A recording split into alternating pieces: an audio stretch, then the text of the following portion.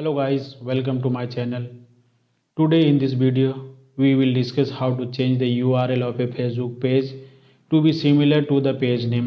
By default, Facebook assign a URL that may not match your page, but if you want your page name and link to be the same, let's start the video and see the process step by step. Open your browser and go to your Facebook page. You can see that the page URL is currently in a certain format.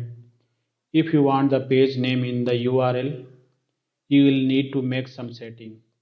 Click on the profile icon in the top right corner, then select setting and privacy. After that, clicking on setting in the username section, which is editable, click on it.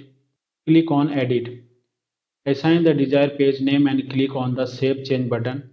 Then enter your Facebook password. When promoted, your Facebook page URL will now be assigned with your page name. Thank you for joining us in this tutorial. If you found this video helpful, don't forget to give it a thumbs up. Subscribe to our channel for more informative content and hit the bell icon to stay updated with our latest tutorials.